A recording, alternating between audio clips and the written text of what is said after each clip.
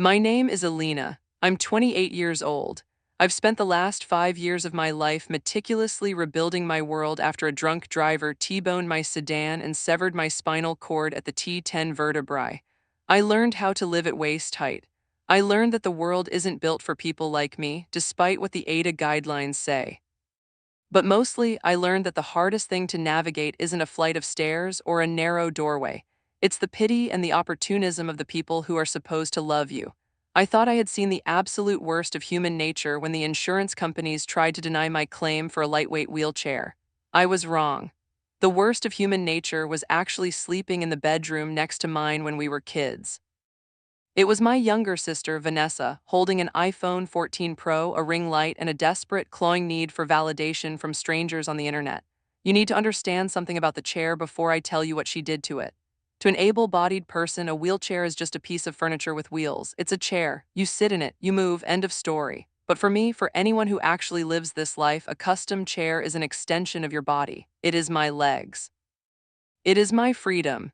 It is the only reason I can leave my house, go to work, buy groceries, or exist in society. My current rig is, or was, a T-Lite ZRA titanium rigid frame. It was custom molded to my hip width, my center of gravity, and my specific postural needs. It had Spinergy carbon fiber wheels, a Rogue cushion that cost more than a used Honda Civic, and a frame that was so light I could lift it into my car with one arm. The total cost was just under $9,000. It took 6 months to get approved and another 3 months to be built and shipped. It wasn't just stuff. It was my autonomy, and Vanessa knew that. She knew exactly what that chair meant to me because she was there the day I cried when it finally arrived, giving me the ability to move without the grinding shoulder pain of my heavy hospital loaner. Vanessa is 24, going on 12. She describes herself as a content creator, which really means she's unemployed and spends her parents' retirement fund on Shane hauls and trips to Chilum that she puts on credit cards. Her entire existence is curated. If it didn't happen on a story, it didn't happen. Since my accident, I've been a goldmine for her. She calls it advocacy. I call it inspiration porn. She loves to post videos of me doing mundane things, drinking coffee, petting my dog, getting into my car with sappy, royalty-free piano music overlaid and captions like "so proud of my warrior sister" or "she never lets anything stop her." It gets her likes. It gets her comments telling her what a good sister she is. It feeds the beast. I tolerated it for a long time because, frankly, I was too exhausted to fight her. I had physical therapy 3 times a week, a full-time job as a data analyst that I did remotely, and a life I was trying to salvage. But the dynamic shifted 2 months ago. Vanessa's engagement was down. The algorithm was punishing her. She was getting desperate. She started suggesting skits. She wanted to film me falling and then her helping me up to show sibling solidarity. I told her absolutely not. I told her to get a job. I told her my disability wasn't a prop for her brand deals. She didn't like that. She called me selfish. She told our mom that I was being bitter and that she was just trying to raise awareness. Mom, who has always been the peacekeeper to a fault, told me to just let her have her fun. But it wasn't fun, it was exploitative, and it all came to a head on the day of my parents' anniversary party. My parents live in a split-level house. It's a nightmare for me, but they have a stair lift on the back deck that allows me to get into the main kitchen and living area. The party was in full swing. There were about 30 people there, aunts, uncles, cousins, neighbors. I was in the living room, cornered by my Aunt Linda, who was asking me for the 100th time if I'd tried essential oils for my paralysis, when Vanessa appeared. She had that look in her eye. The ring light reflection was practically visible in her pupils. She had her phone on a gimbal stabilizer. "Alina, hey, can we get a quick shot for the vlog? Everyone is asking how you navigate the stairs," she said, her voice pitched up an octave, that fake influencer voice she uses. "I don't navigate the stairs, Van, I use the lift." "You know that?" I said, trying to keep my voice low. I turned my chair away from her camera. No, I mean, like, what happens if the lift breaks? I want to do a video on, like, the dangers of accessibility failures. It would be so viral. Like, you sit at the top of the stairs and look sad and I'll come and carry you down. It'll show how much we need each other." I stared at her. The audacity was breathtaking. "I am not going to pose at the top of a flight of stairs looking sad so you can play hero. Go film the cake or something." I tried to wheel away, but we were in a tight hallway near the landing of the main staircase that leads down to the front door foyer. It's a long flight, hardwood, uncarpeted, a straight shot down to a tiled entryway. Vanessa stepped in front of me, blocking my path.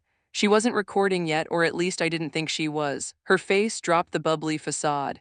"You are being such a brat, Alina. I promised to sponsor a video about family support systems. I need this shot. Just wheel over to the edge, look down, and look scared. That's all I need."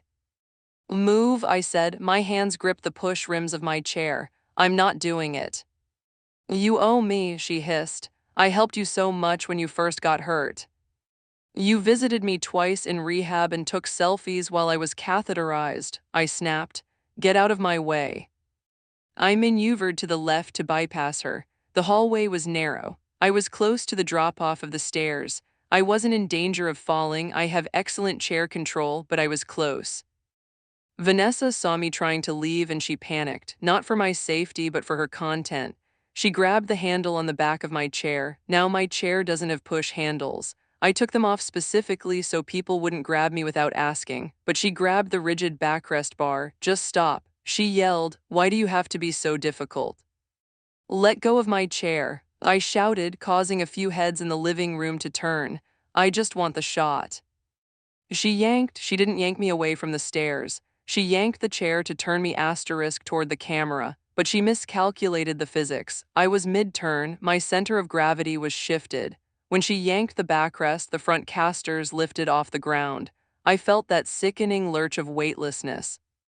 I slammed my hands down on the wheels to brake to stabilize, but the angle was wrong. I tipped backward. Reflex took over. I threw my weight forward, scrambling, and managed to grab the banister rail with my right arm. My body was hauled out of the seat as the chair tipped violently. I crashed onto the hardwood floor of the landing, my legs dead weight dragging behind me. A sharp, blinding pain shot through my shoulder, the same shoulder I rely on for everything. But the chair didn't stop. Because Vanessa had pulled it and I had fallen out, the momentum carried the lightweight titanium frame. It spun, one wheel catching the edge of the top step. I watched, prone on the floor, gasping for air as my $9,000 lifeline tumbled. It didn't just slide, it cartwheeled. It smashed against the banister. Clang, crack. It hit the fifth step, bounced high, and slammed into the wall, gouging the drywall. It tumbled end over end, a chaotic mess of metal and carbon fiber, until it reached the bottom of the flight and crashed onto the ceramic tile of the foyer with a sound like a gunshot. The silence that followed was absolute. The music had stopped. The chatter had died. Everyone was staring. I lay there, my shoulder throbbing, my legs splayed in that unnatural way they do when I can't control them. I looked up at Vanessa. She wasn't looking at me. She wasn't looking at the chair. She was looking at her phone's screen. "Oh my God," she whispered, but not in horror. In excitement. "Did I get that?" As she tapped the screen, she looked at me, her eyes wide. "Alina." "Oh my God, that was insane. We can say the brakes failed. This is going to get millions of views. Paralyzed sister survives near-death fall. Stay there, don't move. Let me get a reaction shot of you on the floor." Something inside me broke. It wasn't a bone. It was the last tether of sisterly obligation I had left. "Don't you dare," I growled, trying to push myself up, but my right shoulder screamed in protest. I collapsed back down. My dad was there a second later, running from the kitchen. "Alina, good God, what happened?" As she threw it, I gritted out through clenched teeth. "She threw my chair." "I didn't," Vanessa shrieked immediately, the victimhood instantly activating. She was driving recklessly. She was showing off and she almost fell. I tried to grab her. "I saved her life. The chair fell because she was being careless." "You are a liar," I said, my voice shaking. "You tried to stage a video." "I was filming to document her unsafe driving." Vanessa yelled, pointing the phone at Dad. "Look, I have the footage. Well, I have the end of it." Dad looked at the twisted heap of metal at the bottom of the stairs. One of the carbon fiber wheels was cracked in half. The axle pin was sheared. The frame was bent at a 45-degree angle. It was totaled. "Vanessa, put the phone away," Dad said, his voice grim. "But look at what she did." Vanessa cried, "That chair is expensive. She just wasted your money." "My money," I corrected, tears finally stinging my eyes. "I paid for that chair, me." Paramedics were called because I couldn't move my arm. The pain was nauseating. When they arrived, they had to carry me down the stairs on a backboard. As they strapped me in, I saw Vanessa in the corner of the hallway. She was holding her phone up, hiding it partially behind her purse, filming the EMTs loading her crippled sister onto a stretcher. I pointed at her with my good arm. "Officer," I said to the policeman who had arrived with the ambulance, "I want to file a report for destruction of property and assault." The room gasped. My mother rushed forward. "Alina, no, it was an accident. Don't bring the police into this. She's your sister." "She destroyed my legs," I said, cold as ice. "And now she destroyed the only thing that gave them back to me. I want to press charges." All The next few weeks were a blur of physical pain and bureaucratic hell. The ER confirmed I had a grade 3 separation of the AC joint in my right shoulder. For a paraplegic, a shoulder injury is catastrophic. I couldn't transfer, I couldn't shower, I couldn't dress myself. I was essentially an infant again. I had to hire a home health aide, paying out of pocket because my insurance deemed it custodial care and wouldn't cover it. I was bedbound. I lost work. I lost my independence. And I didn't have a chair. The lead time for a new tea light was 4 months. I was stuck in a rental, a heavy, clunky hospital chair that I couldn't self-propel with my bad shoulder even if I wanted to. Vanessa, meanwhile, had posted the video. She edited it, of course. She cut out the part where she asked me to pose. She cut out the argument. The video started with the camera shaking, her screaming, "Alina, watch out." The chair tumbling down the stairs, and then a cut to her crying face explaining how terrifying it was to watch her sister lose control of her equipment. The caption read, "Safety is so important, guys. My sister was being a little reckless today and it cost her her mobility. Thankfully, I was there to catch her before she fell too. Please donate to the GoFundMe in my bio to help us replace her chair. Disability Accident Survivor Family." She started a GoFundMe, using my face, using my tragedy. She raised $4,000 in 3 days. I didn't see a dime of it. I found out from a friend who sent me the link. When I texted Vanessa to take it down, she blocked me.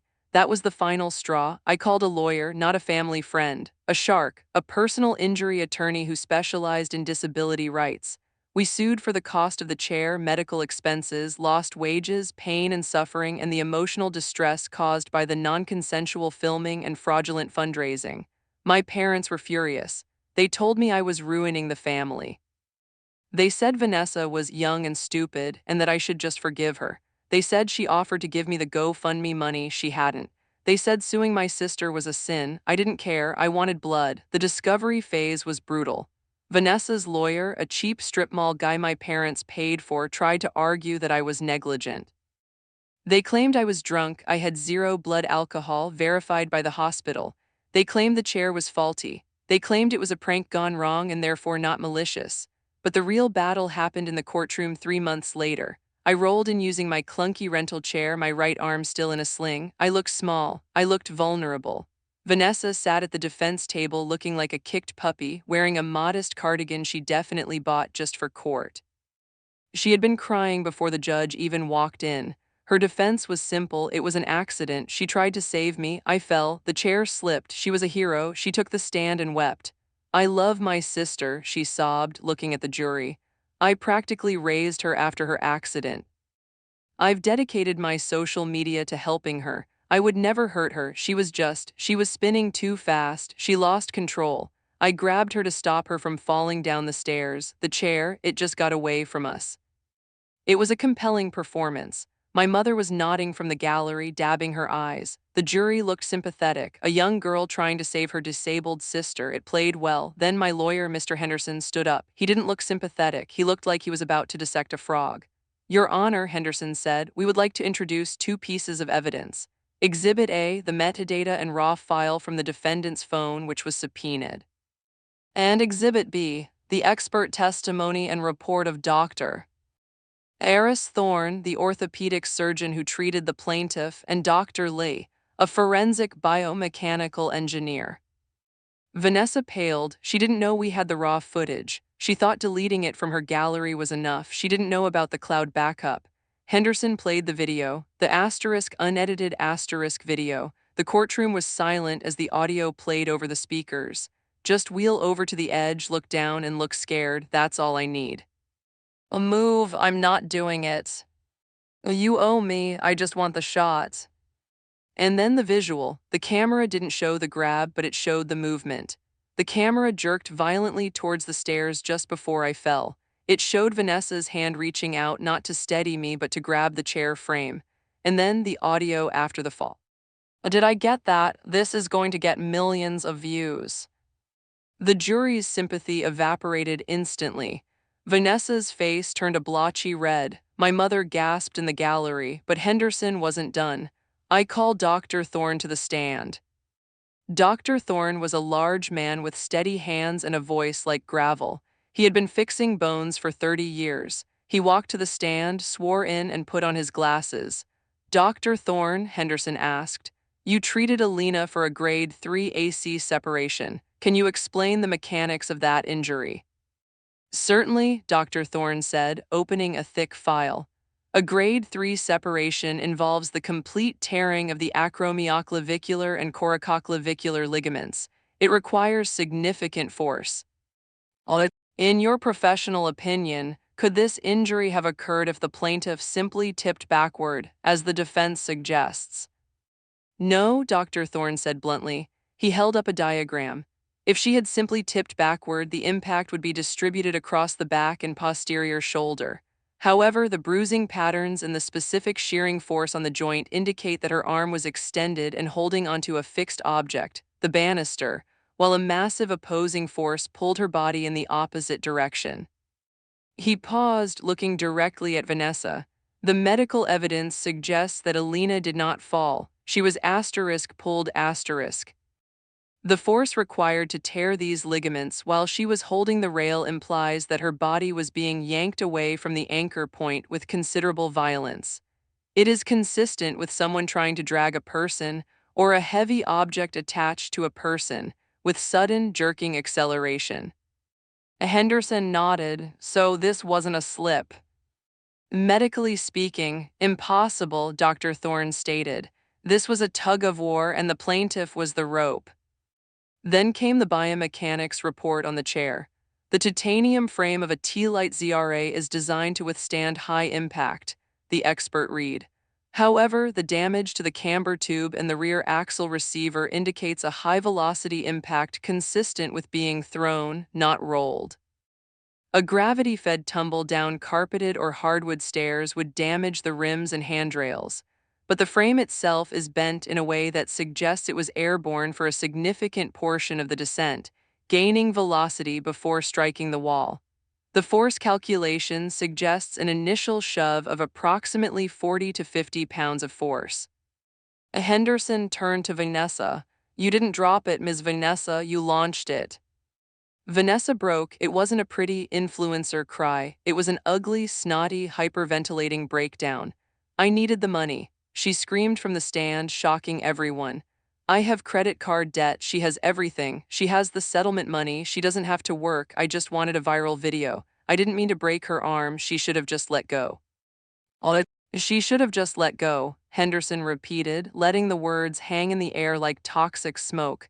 She should have let go of her legs, of her safety, just so you could get a view count. The judge looked like he wanted to jump over the bench and strangle her himself. The verdict came back in under an hour. The jury awarded me full compensatory damages for the chair $8,900, medical bills $24,000, and lost wages $15,000. But they didn't stop there. They were angry. They awarded me punitive damages, $75,000. Vanessa didn't have $75,000. But the court ordered a garnishment of her future wages. They seized her business assets, her cameras, her laptop, her lighting equipment, to be sold at auction to pay me. And the judge issued a permanent restraining order. She is not allowed to come within 500 feet of me. She is not allowed to use my name, my image, or my story on any social media platform ever again under penalty of jail time. The GoFundMe was reported for fraud. She has to pay back every donor. Since she spent the money, she is now facing criminal charges for wire fraud. After the verdict, I rolled out of the courtroom. My shoulder was aching, but I felt lighter than I had in years. My mother tried to approach me in the hallway, tears streaming down her face. Alina, please, she begged. She's ruined, you have to stop this, drop the enforcement, she's your sister. I looked at my mom. I looked at the woman who told me to let her have her fun while I was being exploited. I don't have a sister, I said. I have a plaintiff and she has a payment plan. I signaled to my lawyer and we headed for the elevator.